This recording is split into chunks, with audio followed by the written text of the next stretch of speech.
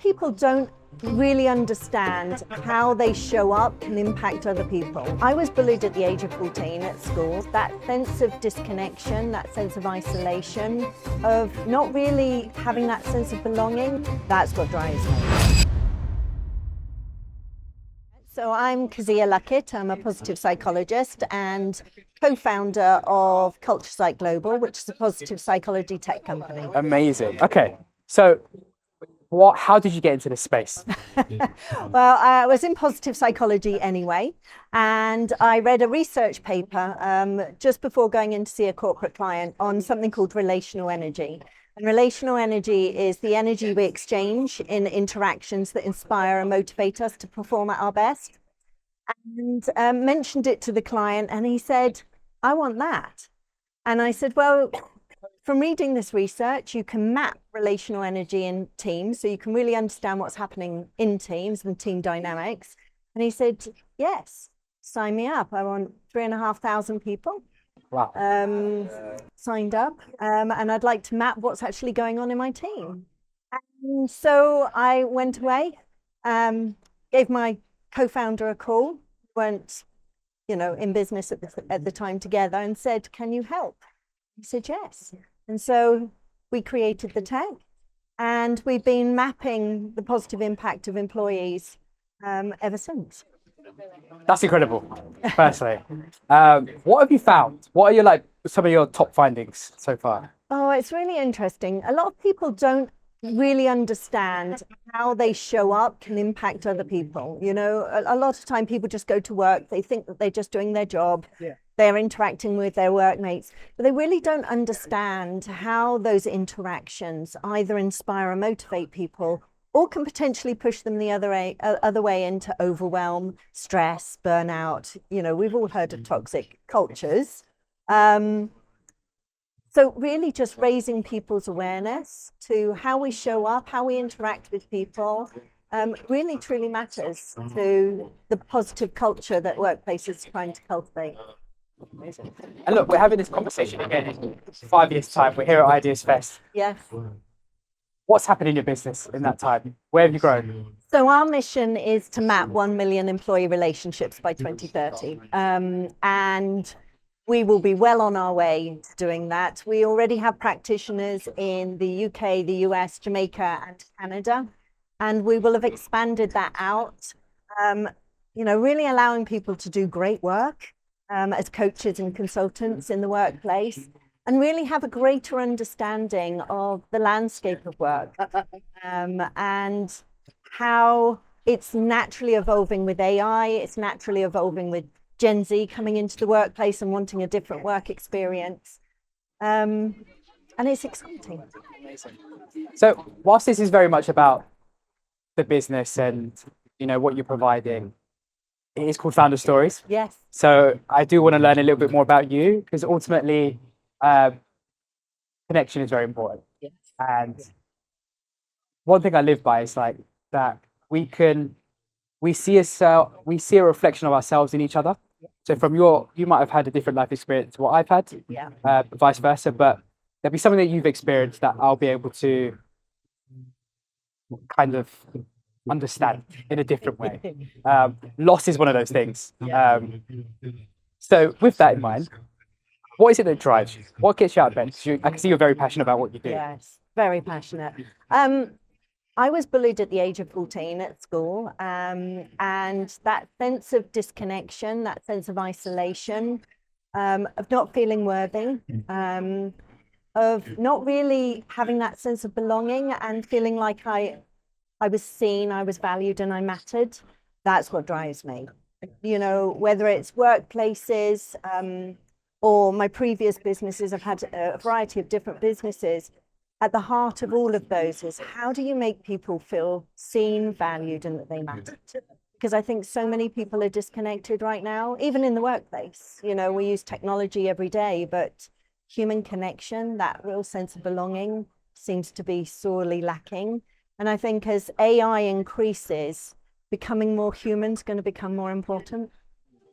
It's so true. Me and Kev have a battle about this because we use a lot of AI in the business. Yeah.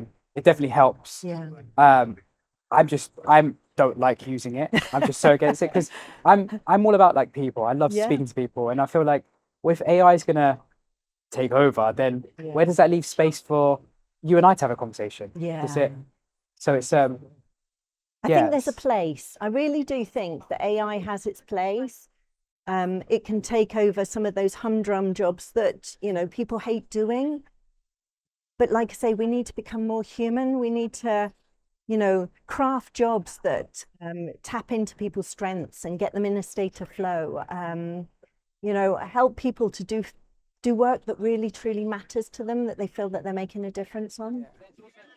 So what's the impact that you want to have in the world? And I don't mean it doesn't have to be related to the business, Yeah. unless it is. Yeah. But what's the impact that you want to have in the world? So my focus has always been, in all of the businesses that I've done, is that by the time I die, I want to have positively impacted on 1 billion lives worldwide in a variety of different ways.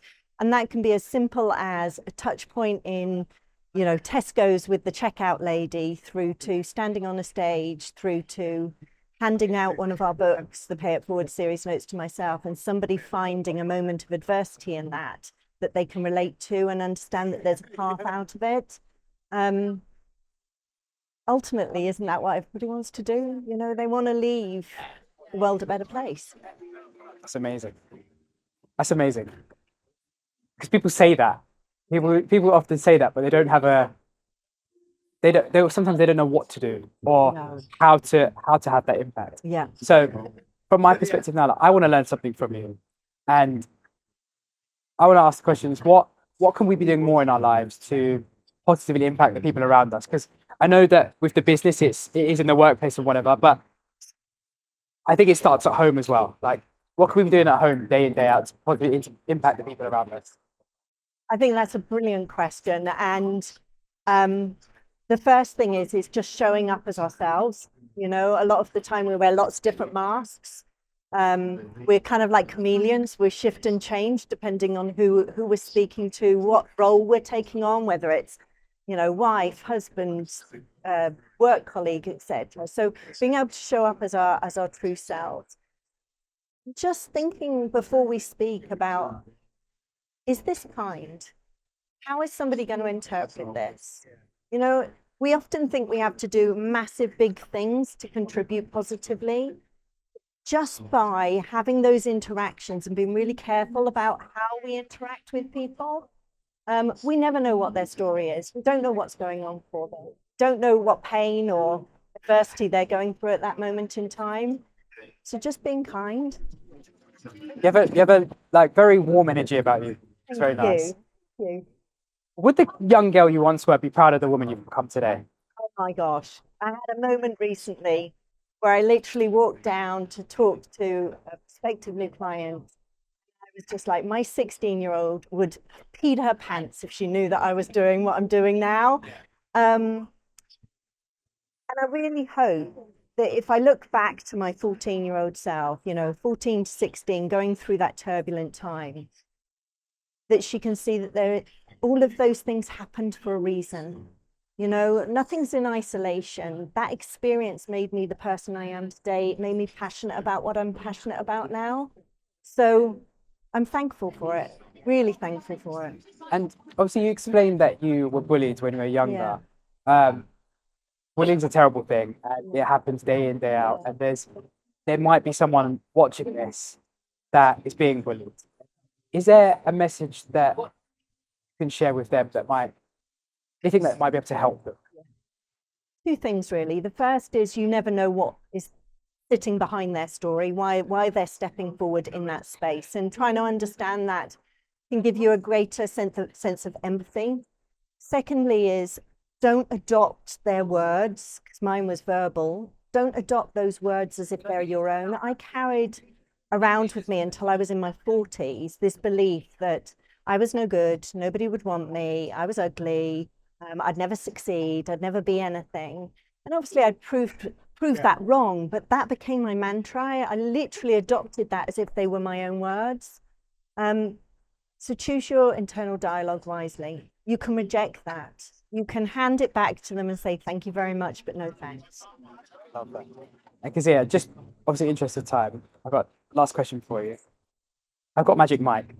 Yeah. Now, if I give you this magic mic, whatever you say into this mic, the whole of society can hear it. What is your message to the world?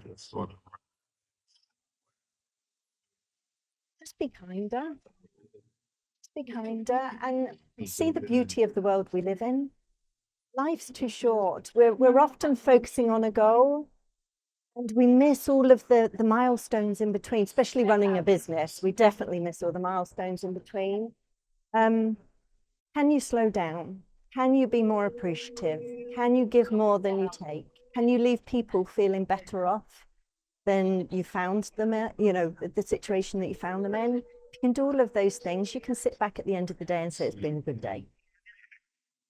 Love that. Thank you so much No, for your thank time. you. Thank I'm you. sorry, I know it's such a short space of time, that's but not a problem at all. it's been a pleasure speaking to you.